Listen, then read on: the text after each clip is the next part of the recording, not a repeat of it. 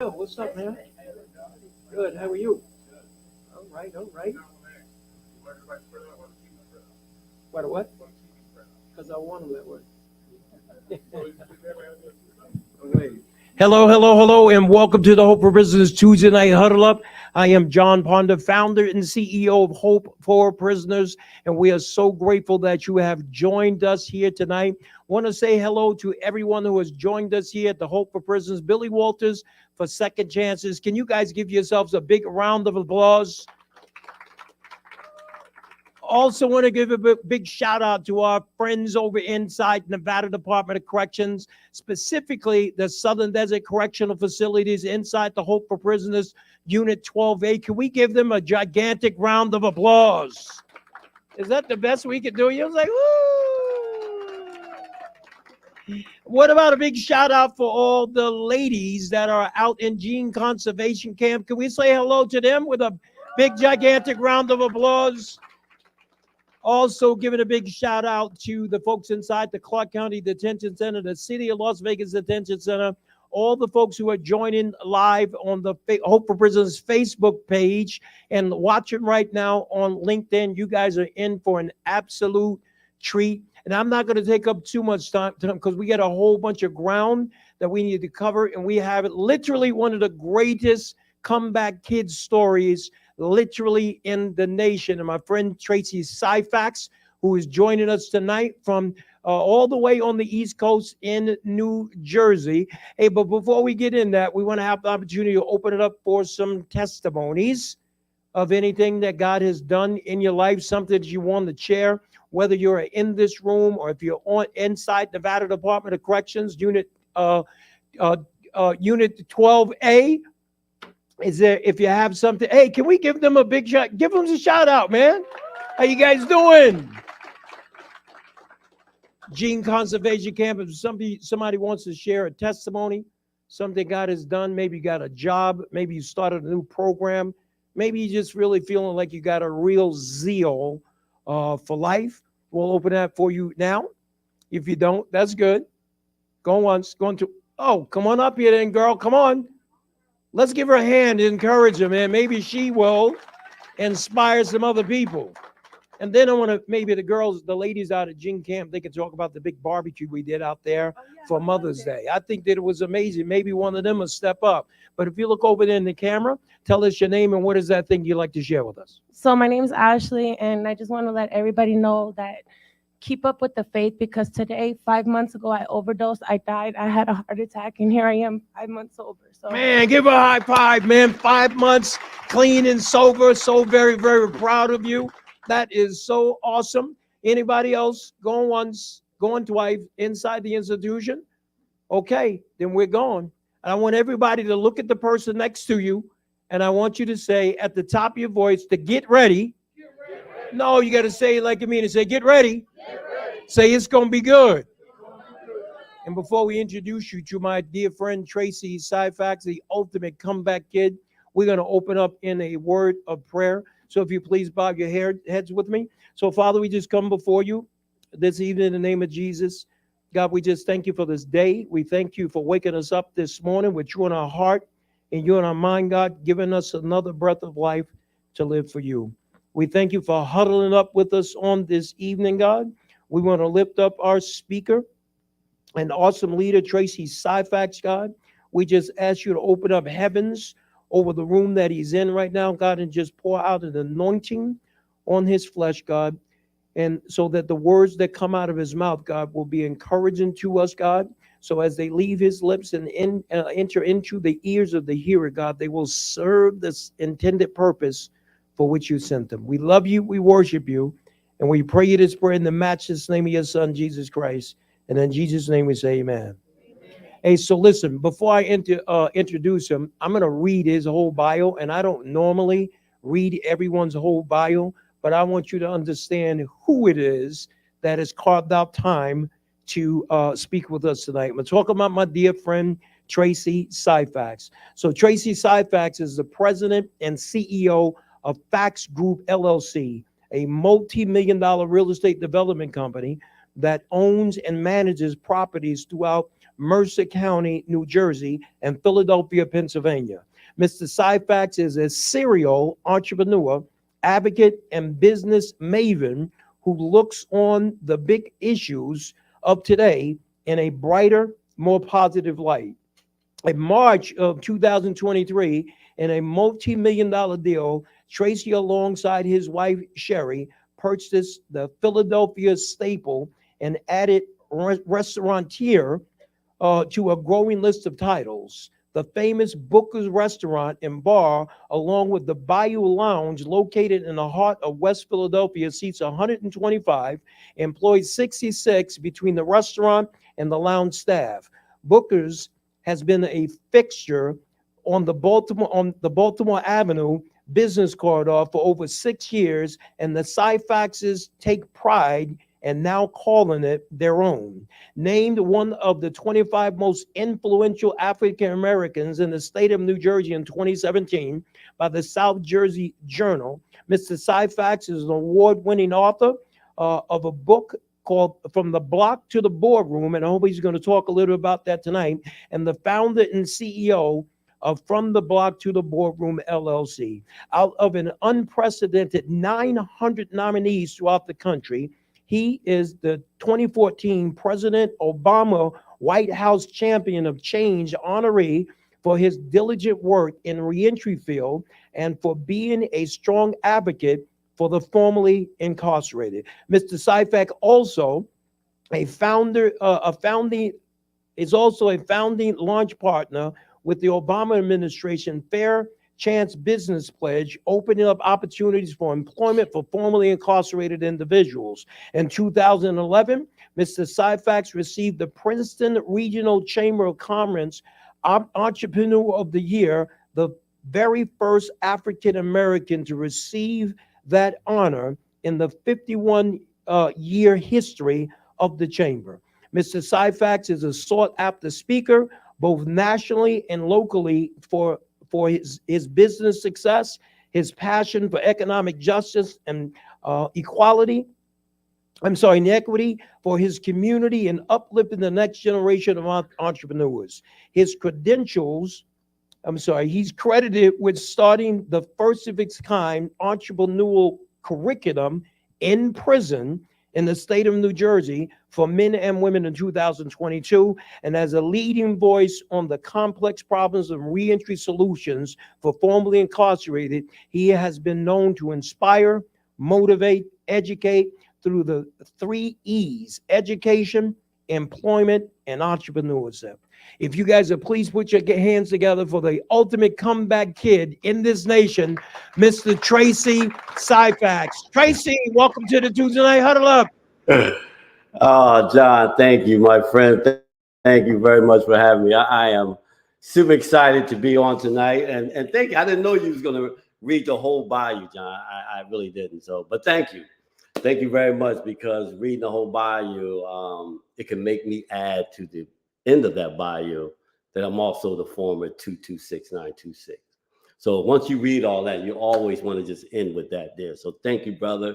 And thank you for having me. I just want to first open up by saying, thank God. I would not be where I am today if it wasn't for God on my side.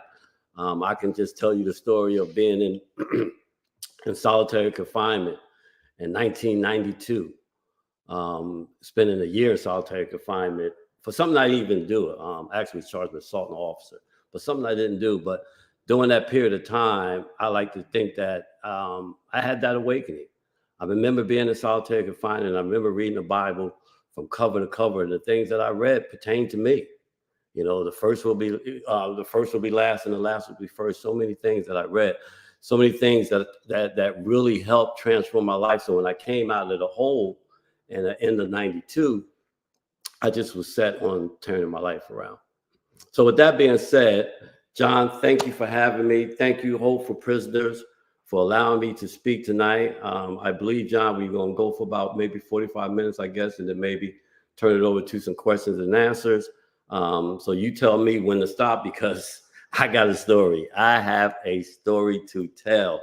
So you might have to pull the plug on me. But let me just first kick it off by first saying Tracey Syphax. I just want to take you guys down a story that I think you guys and women, and I thank the women too for being on there. And happy Mother's Day to all the mothers that are on tonight. But I just want to take you guys real quick for about 40 minutes, just on the journey. I like to think of it as an entrepreneur journey. John did not give me any subjects to talk about, but being a serial entrepreneur, I thought maybe I could tie those things together and talk about how I came home from prison in 1993 and transformed my life. So first, let me just start off saying Tracey Syphax, born in Asbury Park, New Jersey, home of Bruce Springsteen, Danny DeVito, Wendy Williams, and now Tracey Syphax. I like to add that in. Listen, you got to believe who you are. So I like to add that in. But I was raised in Trenton, New Jersey, where I am called my home right now. Actually, in my second home that I built here in Trenton, New Jersey. So I've always called Trenton my home. I've been here probably since the early 60s. Grew up in the projects. At a very young age, I faced tragedy when my only brother, at the age of 9 years old, was tragically killed in a tragic truck accident. That incident, I believe, when I look back over my life, was the beginning of all the things that I had to go through to bring me to where I am today. And I thank God. I like to tell people all the time, listen, when I think back over my life and where I am today, I can say I never had a bad day in my life. God has definitely blessed me. Even in hell, he has blessed me. So with that being said, just when that incident happened, it was almost like a snowball effect between my mother, my father. They had divorced. So my mother took the brunt of raising us. And then the incident happened. Of course, that set her totally down a hole that it took her decades to recover from. So she began to use drugs. I also, at a very early age, by the time I was 12 or 13 years old, started drinking and stealing cars, just doing all the things that I was doing because I was acting out. I lost my only brother, and I didn't know how to deal with that at the age of 8 years old. So as I went through all that trauma and went through all those changes in my life with not having my brother and my mom going through what she was going through, all of a sudden, by the time I was 11, 12 years old, we were uprooted from New Jersey because of what happened. And my mom decided to move to Texas. And if anybody, Texas in the 70s, early 70s, one part of Texas, no paved streets, dirt roads. I was in unfamiliar territory. But the sad thing that happened when we got out there was that my mom was arrested as soon as we got out there for possession of marijuana. That landed her in jail and landed me in foster care.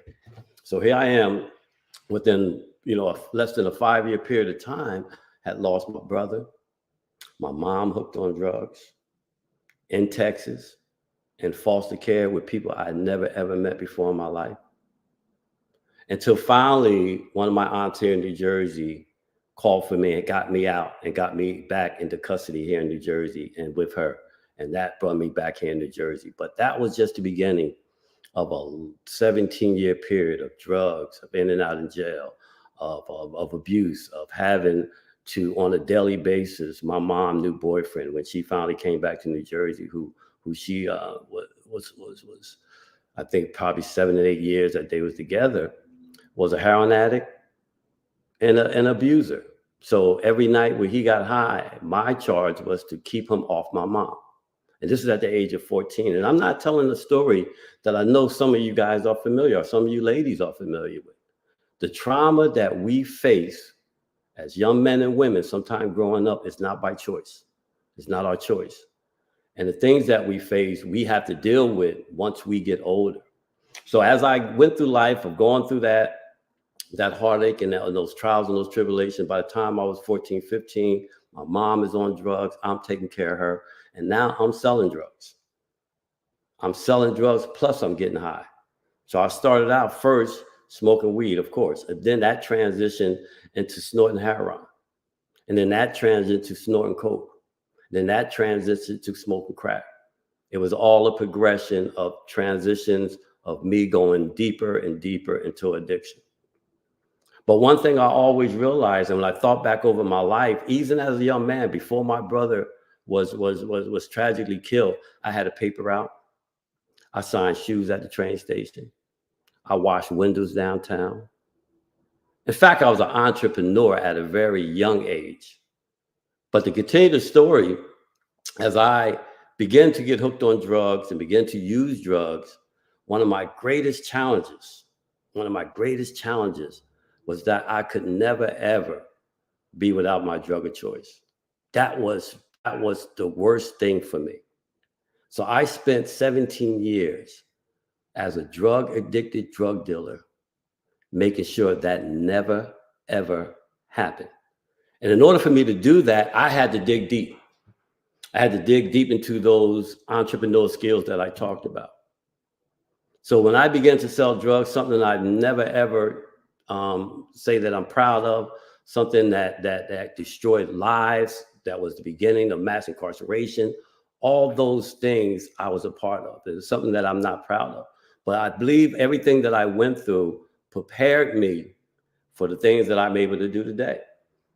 So as I began to know that I cannot be without my drug of choice, I began to learn product very well, distribution, marketing, networking. I sold drugs in every part of this town because I had to get along with people. I had to sell product.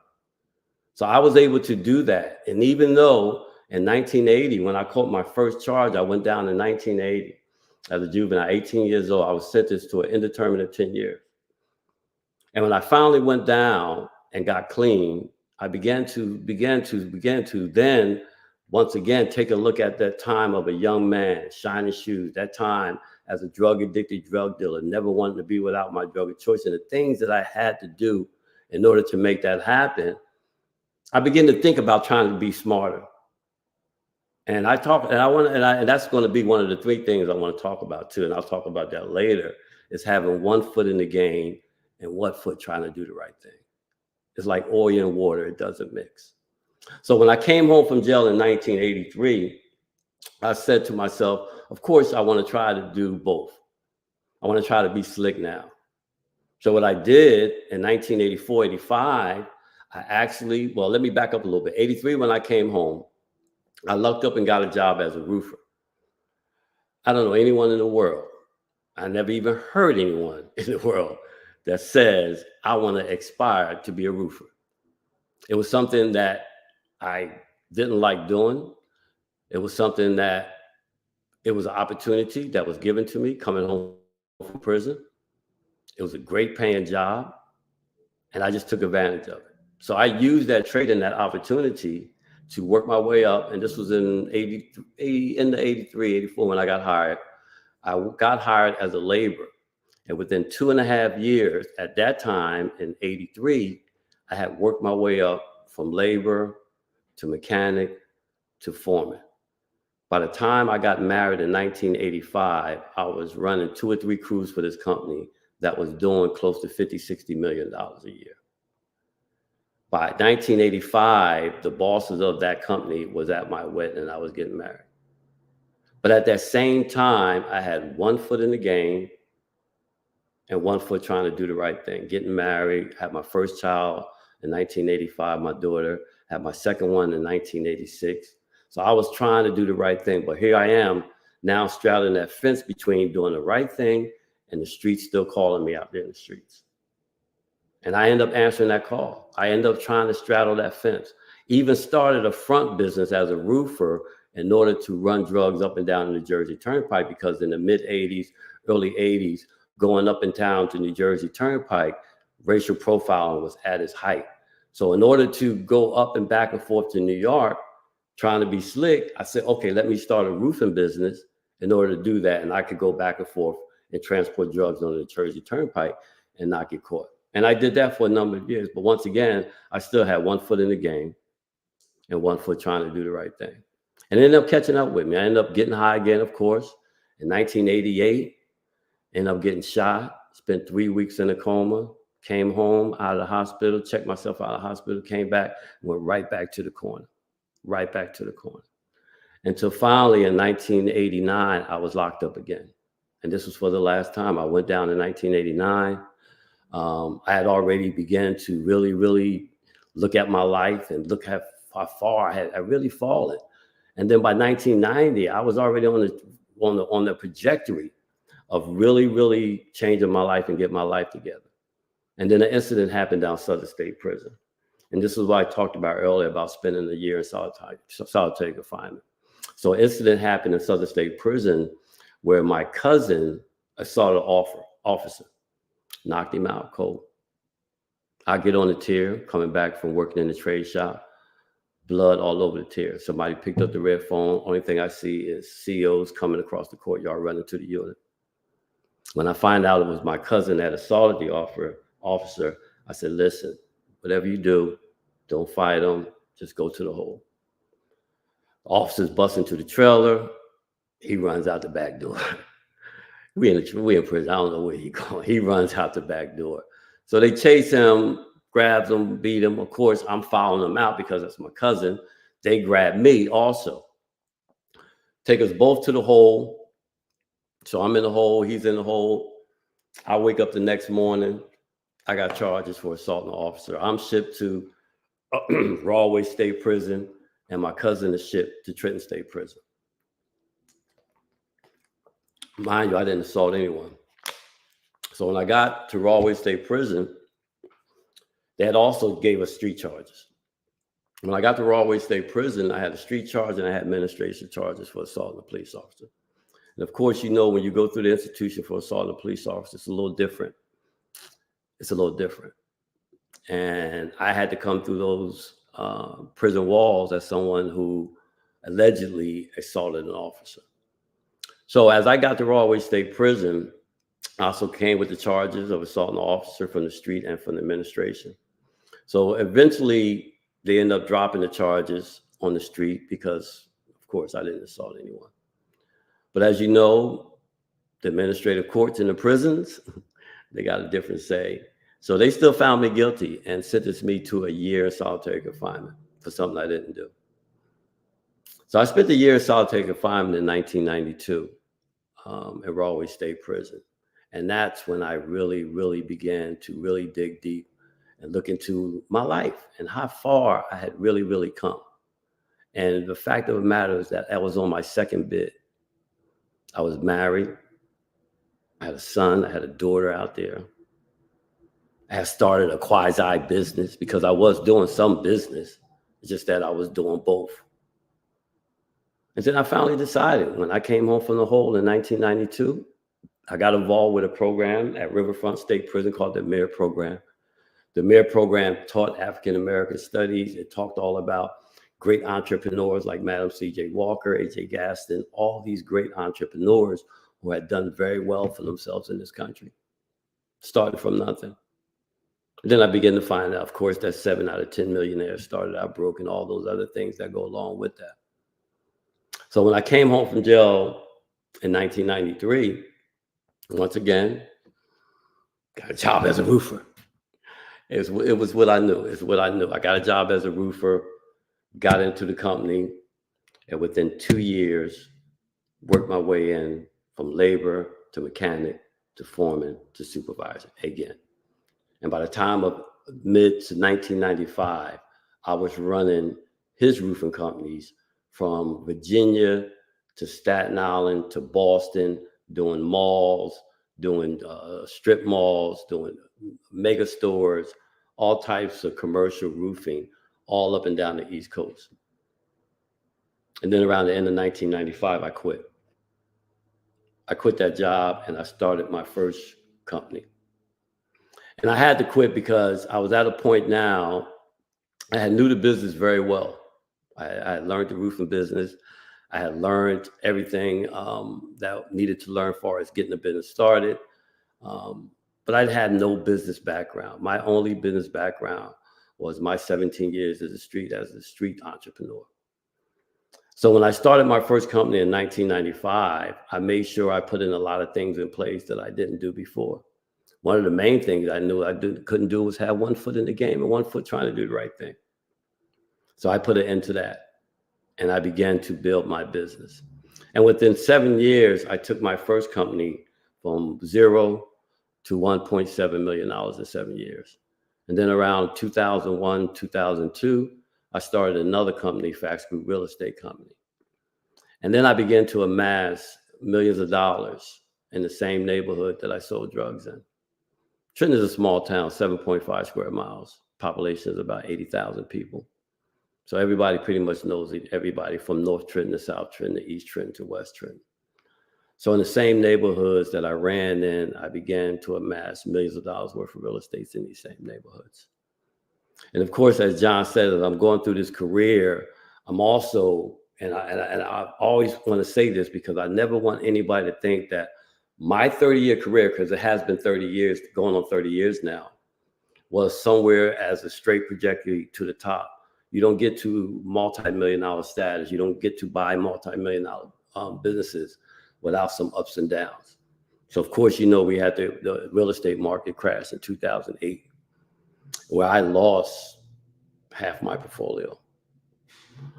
And one of the lessons I want to make sure that everybody get is that what I learned is that adversity, and this is one of the things I want you guys and ladies to take with you, is that adversity introduces a man to himself and a woman to herself. And when you come home or when you're out there and you're trying to rebuild your life and you're trying to be an entrepreneur and start a business, or you just trying to do the right thing, adversity and those low valleys are going to come. They're going to come. They have to come. It's part of life, and they have to be there. And we have to learn how to navigate those, because one of the things I always talk about is that one of the most volatile things to be thrown into and to be able to have to navigate is a prison system. And if you're able to navigate that, or if you're able to navigate growing up the way I just talked about how I grew up in life, there is nothing that you cannot do. There isn't. And I really believe that. I really believe that it's just nothing that is too hard for me, and it's nothing that's too hard for God that I cannot do. So with that same attitude, I faced those adversities, that low in 2008 when that market crashed, where it had to check my integrity and check my character of who I really was. Because just losing, it's hard to, yes, acquire that, but to lose it is even harder.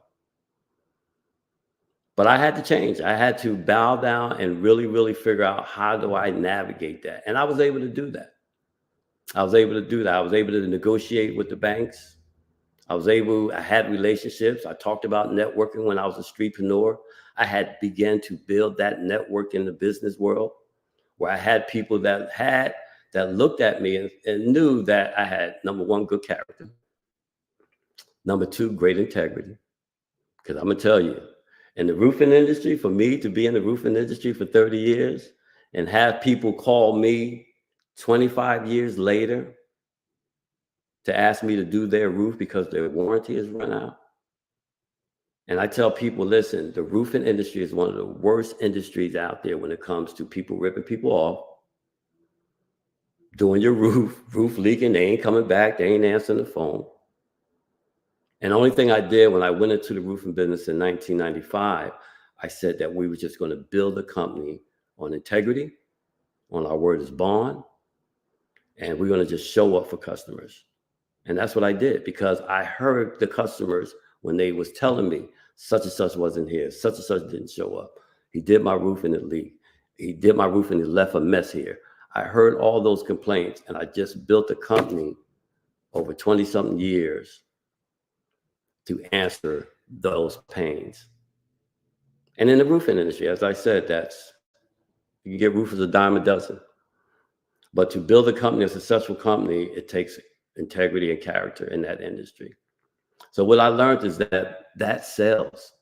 So as I began to navigate from 2008 to 2010, I began to rebuild my portfolio again. And in 2010, cancer hit. I was diagnosed with cancer in late 2010. Prostate was 60% cancerous. I had to make a decision within 30 days to have an operation or start chemotherapy. And I decided to have an operation that would put me out of work for a whole year. Mind you, I'm a roofer. Put me out of work for a whole year. I had to actually dissolve one of the companies, the first company that I started at that time, because I couldn't work. I couldn't work. Adversity introduces a man to himself. I couldn't work. And by the end of 2011, I had to basically start another company. Still a lot of assets, still stuff to do stuff with. Tell people all the time, real estate is the greatest asset that you can own.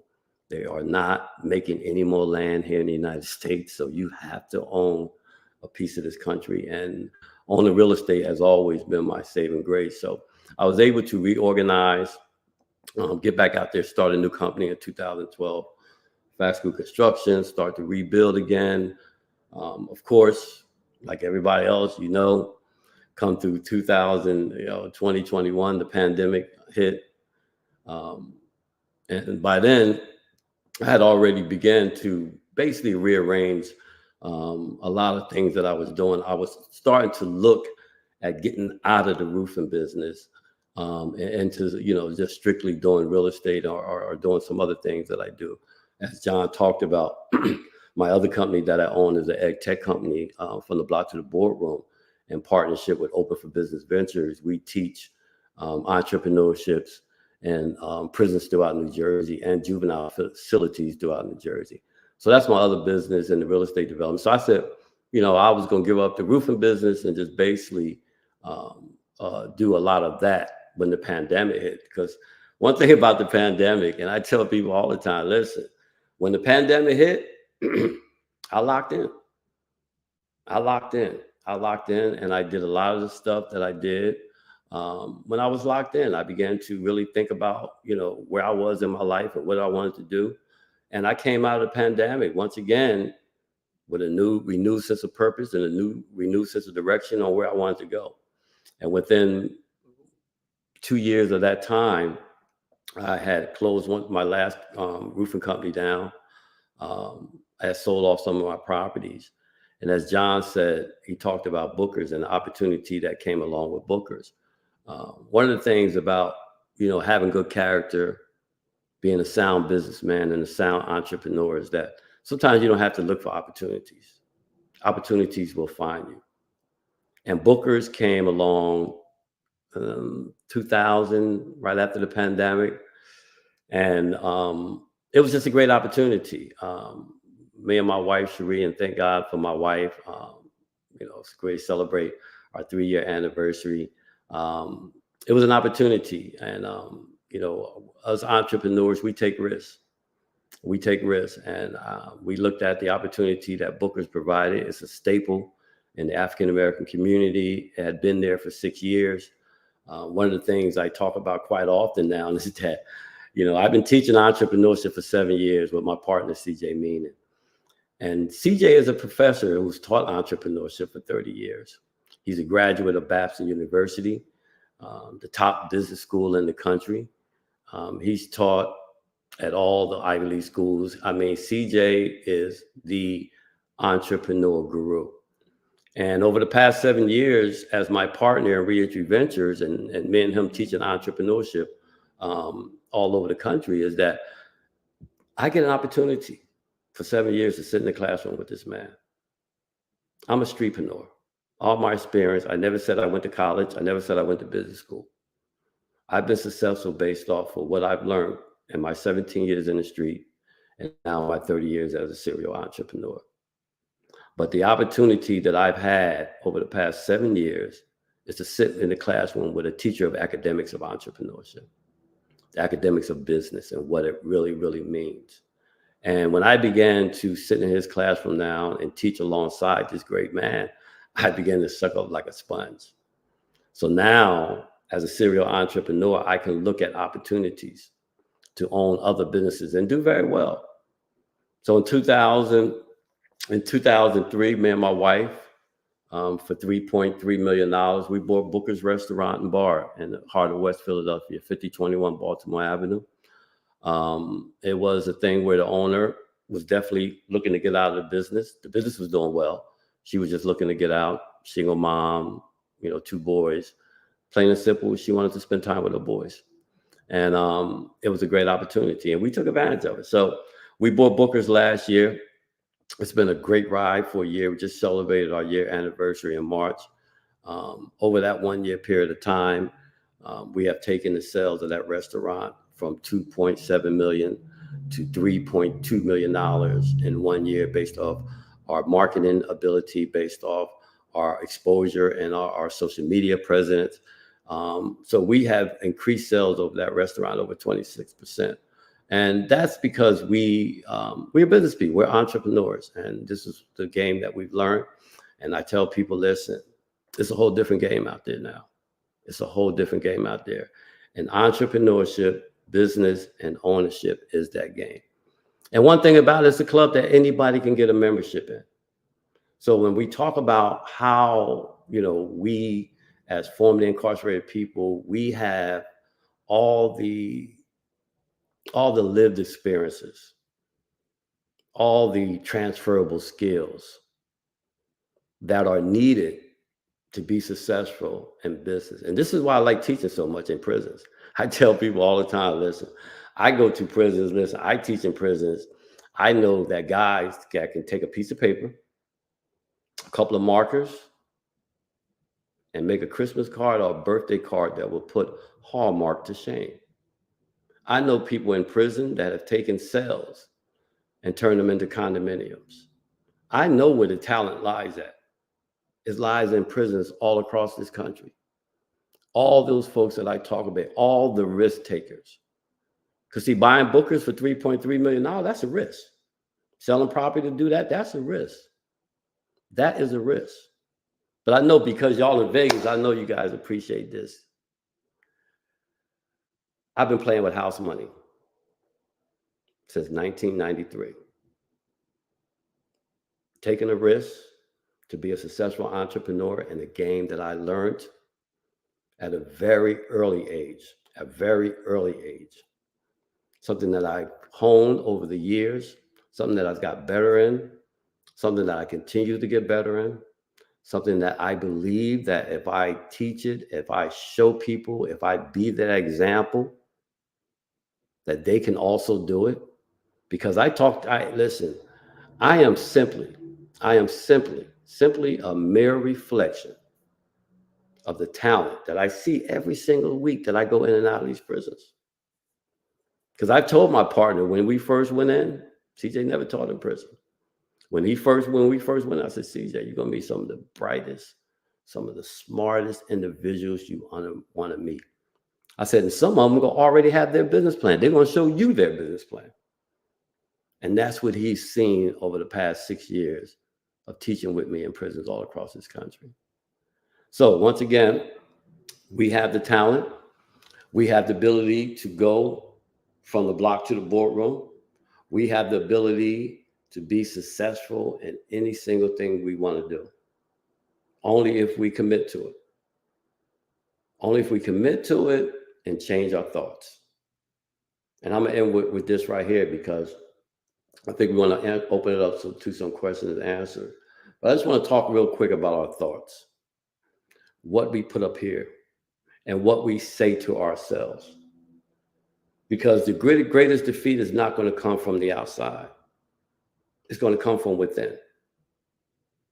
And if you can picture your life, what it would be like. And I did this. People used to say, well, you in prison, you think about it. I realize now that I was meditating, because I do a lot of meditating now, but I was meditating back then.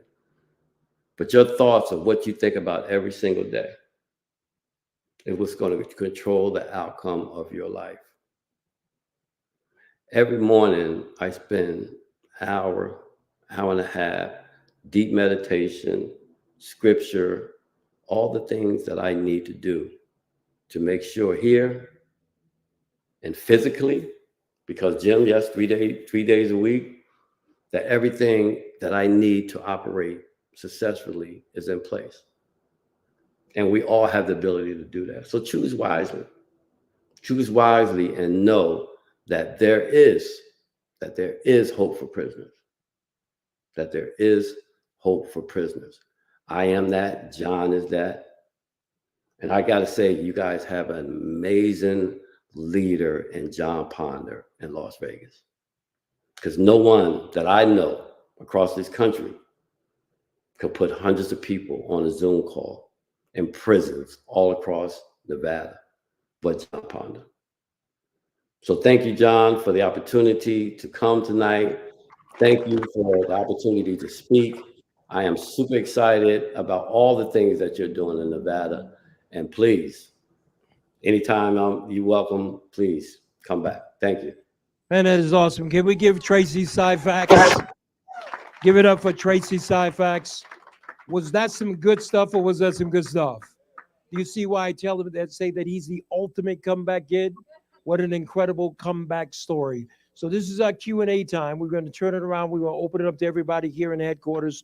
We will open it up for those of you inside Nevada Department of Corrections. What was that nugget that Tracey Syphax dropped in this conversation tonight? Or what was that on Zoom, or whether you're watching Facebook Live? We want to hear from you. If you have any questions or comments on Zoom, on Facebook Live, please make sure you drop it in the chat, and Chad is going to be monitoring that chat. But we're going to open it up, and I think we're already set for Nevada, inside Nevada Department of Corrections. Please step up, tell us your name, and what is that question and comment that you might have for Mr. Syphax.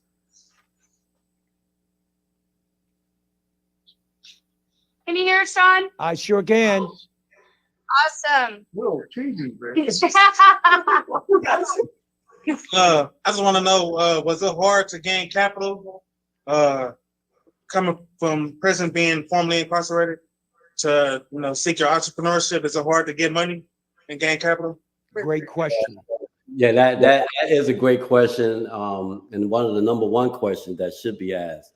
Capital is hard to raise, for sure. Not simply because I'm formerly incarcerated, simply because I'm Black and I didn't have a business history when I first started out.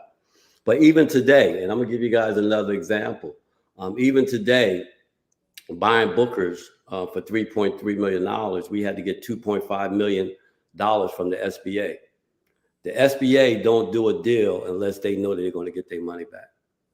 They knew that this was a good deal, and we negotiated this deal for almost close to a year before we finally got past the financial parts, and that was cleared, and it was time to close the deal. And the SBA asked to see all my records. Now, mind you, I have a pardon from the governor of the state of New Jersey here in the United States of America. They still asked me for a pardon to see my records from 1980. So once again, even with a pardon, you're formerly incarcerated, we're going to go through it. I went through it. You guys are going to go through it. You're going to go through it. You're going to go through doors being shut in your face. And I talk about this real quick and from the block to the boardroom. Went to Bank of America for my first loan. I had $10,000 in Bank of America. I asked them for a $2,500 line of credit.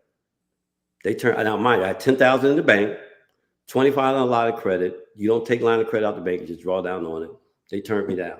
I got so mad, I took all my $10,000 out that bank the next day, and I took it to a small branch that had one office.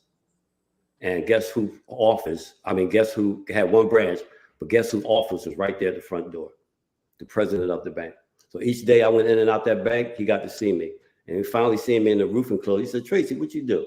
I said, "I do roof." He said, "Man," he said, "I've been trying to get this leak fixed at my mother-in-law house for years and I can't get it stopped. Can you go check it out?" Went and checked it out, fixed it, boom, loved it. Kept going in and out of the bank. One day I got golf clothes on. I play golf. He said, "Tracey, you play golf?" "Of course." "We got a threesome. We need a fourth guy." Next thing you know, I'm playing golf with him. I use that example because over 10 years, that was the same bank that when the market crashed in 2008, that sold me back my properties for 70 cents on the dollar. So I use that example to say, yes, capital is hard to get, but we find ways. One thing about us as formerly incarcerated people, we find ways to get stuff done. So capital, yes, it's hard to get. You're going to go through it. I went through it with the SBA with my track record. I'm a 28-year entrepreneur, multiple businesses. I still had to show my record. They still had to see my record. So yes, you're going to go through it, But believe me, we know how to work around things, and we get things done. So just know, never be discouraged about being told no. And I'll end with this right here. One of the things that we recognize getting capital is so hard to do. So in our entrepreneur program here in New Jersey, we partner with the Greater Newark Enterprise, who has set up a $15,000 loan fund. So anybody that goes through our entrepreneurship course can apply for that low interest, almost like free money, loan fund, no credit, no asset, because we recognize, yes, capital is a burden sometimes to getting your business started, but never think that it's a hindrance. That is awesome. Great question. Give Tracey a high five. I mean, a big round of applause for that. And we want to know, but before we get off, we want to know how could your entrepreneurship program be available here in the state of Nevada? But we want to open up other questions and comments that you might have. And I think we're going back over to Nevada Department of Corrections, Tracey, and then we have another one here at the Hope for Prisoners, Billy Walters Center for Second Chances. So whoever is in the NDOC, would you please step up? Tell us your name and what is that question or comment that you might have for Mr. Syphax. Hi, my name is Bethany. I just want to say thank you for coming and talking. I really liked a lot of the points you made. And then I had a question like, okay, so if we are maybe interested in like trying to start a business when we get out, could you like maybe give us a couple tips of things we could do from in here to get ourselves ready for that? And maybe what kind of things we should try to do when we first get out to try to get that going? Great question. Yeah, great question. Absolutely. You know, you guys are in the best position to study business. I don't know if you guys are familiar with Wall Street Trapper, his story, how he spent years in prison, started learning the stock market game, came home. Now he's a master in that. He's killing the game in that. You have a lot of opportunities right now to business magazines. It's so many things that you can do from in the prison to get started into the entrepreneurship world. World is about what you're listening to, what you're reading, what you digest. So you could do the Source magazine, or you can do Business Weekly. Right. Yeah, it's about taking a choice. Yeah, that is so good. That is so good. Thank you for that. Give Tracey a hand for that, and give the great question for that as well. And Tracey, we're going to come into the Hope for Prisoners Billy Walters Center for Second Chances for another question. But you made me think about something that somebody taught me many, many years ago in the penitentiary. This guy who was down like 40 years, he had said to me one time that if a person was to study one subject for 1 hour every day over the course of a 5-year period, he will have become an expert in that subject. So for those business entrepreneurs, and again, I just ask people every time I go into prison, people who still have time, I always ask them and challenge them in saying, what do you want to become an expert in? So thank you for sharing that. Would you please stand up, look into the camera right there, tell us your name, what was that question or comment you might have? We're going to call him the good Dr. Syphax. My name is Hector Ramirez, and the thing that stood out to me, what you said about adversity, introduces a man to himself. I can relate to that. But the question I had for you is, if you could start over, if you could do it all over again, and you know what you know now, and you had no money, what would you do first? Great question. Wow. And I get, I get that question a lot. I get that question a whole lot. John, when I look back on over my life and how I got to where I am today, if I change anything, I couldn't do what I am doing now. That's a hard question for me. That's a real hard question, because even in my backsliding days, I really believe God was preparing me for something. I had to go through what I had to go through in order to be all I am today. And trust me, it hasn't stopped with bookers. We're actually working on another deal now, multi-million-dollar deal. So it's just, God has blessed me and took me through what I had to go through in order to show me what I needed to see. And I think he did a great job at that. That's an excellent question. We're going to come back here inside the Hope for Prisoners Billy Walters Center for Second Chances. I'm going to make my way down over in here. Hey, Tracey, I'm like that old school Geraldo Rivera, making my way around the room. And then when you come back to Nevada Department of Corrections, I see you. I'll be back there in a second. If you will look over in the camera right there. What is that question or comment you might have for Dr. Syphax? All right. So the comment that I have, I have a felony that I'm fighting, and I have a nonprofit now, and I put the nonprofit off for so long because I didn't believe that I can even get the nonprofit, but the nonprofit is in a state name. I have a board. I have a master's degree now. I go to a Christian university. I just graduated, so I kept pushing at it. Amen. Thank you. I'm working on my doctoral degree right now, and just believing in the Lord to get me through everything. Someone said the quickest way to $1 million is to get a nonprofit, and you could just get a grant and they'll give you the money. I started making smoothies to give out to the homeless. I went to this event, and they want to manufacture the smoothies and get the smoothies out. And so everything that I think I can't do is my mind is being transformed, and God is showing me what I can do.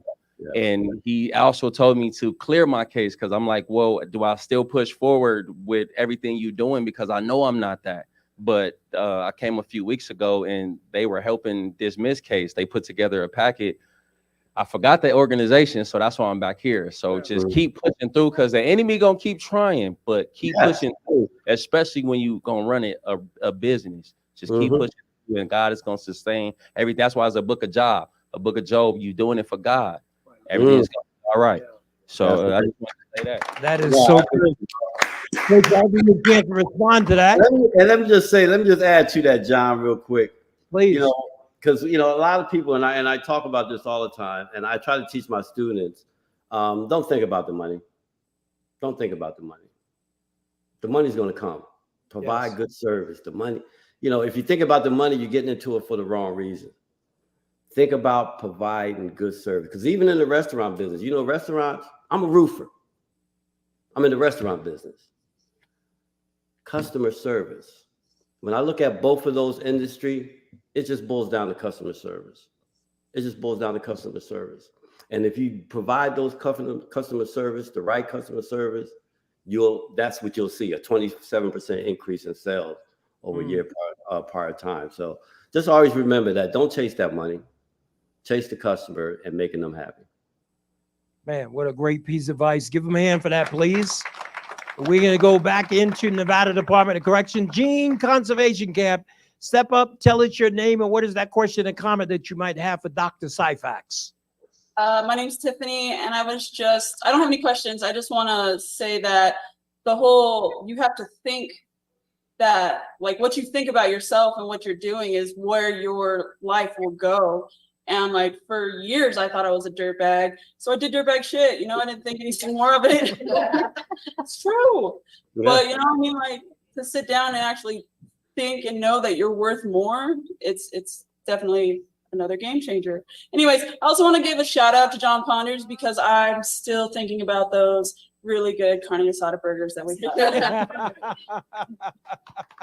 Give her a hand for that. And I'm going to ask Gene Conservation Camp to hold 1 second, because I did see somebody out of the Southern Desert. If you would step up, you don't have to go anywhere. Just stay there.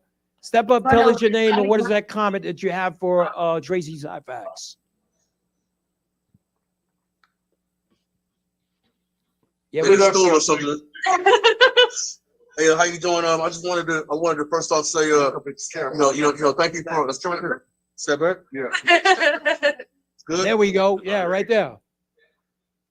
I want to say thank you for coming through here. I mean, you were going to prison in the 80s and 90s when it was serious, real serious. So to come out of that and not be a weirdo and to go on to be successful and, have something to bring back. This is how you give it back. We appreciate you for that. Thank you for that.